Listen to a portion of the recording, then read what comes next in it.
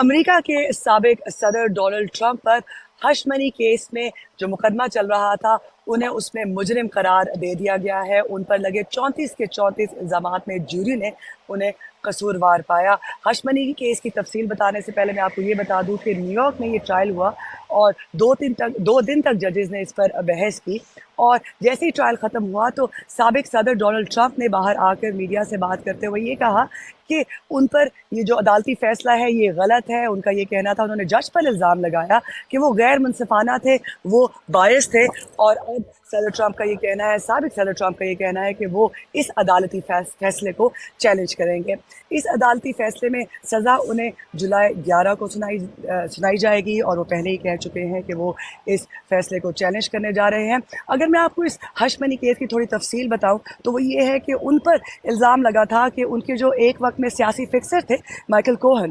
2016 کے انتخابات سے پہلے، وہ انتخابات جو سابق صدر جیتے تھے، وہاں پر جو اڈلٹ فلم سٹار تھی سٹارمی ڈینیلز، ان کو $130,000 دیے گئے، اور ڈینیلز کو اس لیے یہ پیسے دیے گئے، ان کا یہ دعویٰ ہے کہ تاکہ وہ جو مبینہ ان کی ایک رات کا جنسی تعلقات تھے ڈونلڈ ٹرمپ کے ساتھ اس بارے میں خاموش رہیں۔ تو بیسکلی عدالت نے ان کو جو ٹیکس کے اندر یہ رقم کس طرح سے ادا کی گئی اس کو چھپانے کے لیے، یعنی ڈاکیومنٹس کے بارے میں غلط بیانی کرنے میں ان پر انہیں قصوروار پایا گیا ہے، اور ٹرمپ تھرو آؤٹ اس ٹرائل میں ان الزامات کی تردید کرتے رہے ہیں، اور وہ اب بھی کہہ رہے ہیں کہ وہ اس آج کے تازہ عدالتی فیصلے کو چیلنج کریں گے۔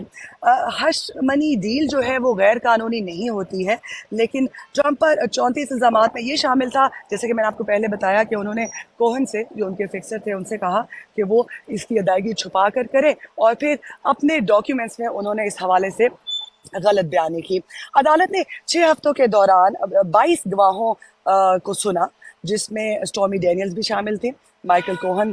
جو ان کے فکسر تھے، ان سے بھی بات ہوئی، اور ٹرمپ پر یہ بھی الزام تھا کہ انہوں نے جو ہے اس کو چھپانے میں بیسکلی ان کے آرڈر پر یہ کیا گیا تھا۔ اور جیسا کہ ہم آپ کو بتا چکے ہیں کہ سٹارمی ڈینیل جو ایک اڈلٹ فلم سٹار ہیں، ان کا یہ دعویٰ ہے کہ سابق صدر ڈونلڈ ٹرمپ کے ساتھ ان کے جنسی تعلقات رہے ہیں، اور ان کو چھپانے کے لیے ان کو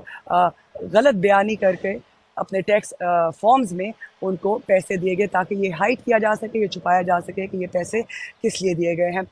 سابق صدر ڈونلڈ ٹرمپ کو ایک مرتبہ آپ کو پھر بتاتی چلوں، نیو یارک میں ہونے والے ٹرائل میں قصوروار پایا گیا ہے، اور یہ امریکہ کی تاریخ میں پہلی بار ہے کہ کسی سابق صدر کے خلاف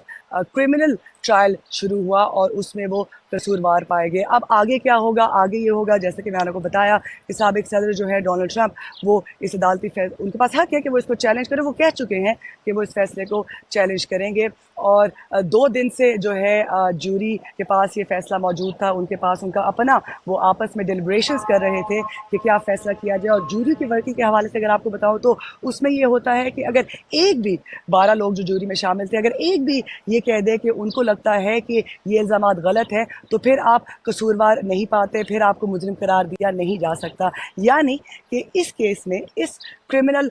کیس میں صدر ٹرمپ کے خلاف سارے جورز نے متفقہ طور پر یہ کہا کہ جو ان کے خلاف شواہد پیش کیے گئے ہیں اس میں انہیں مجرم قرار دیا گیا ہے، اور اب صدر ٹرمپ جو ہیں، سابق صدر ٹرمپ جو ہیں، وہ اس کو چیلنج کرنے والے ہیں۔ واشنگٹن ڈی سی سے میں تھی ارم عباسی، اور ہم آپ کو اپڈیٹ دے رہے تھے ایک تازہ ترین صورتحال کی، جو امریکہ کی تاریخ میں پہلا ایک ایسا کیس ہے جس میں امریکہ کے سابق صدر پر جو ہے ان کو مجرم قرار دیا گیا، کرمنل ٹرائل ہوا، اور اب وہ اس کو چیلنج کریں گے عدالت میں۔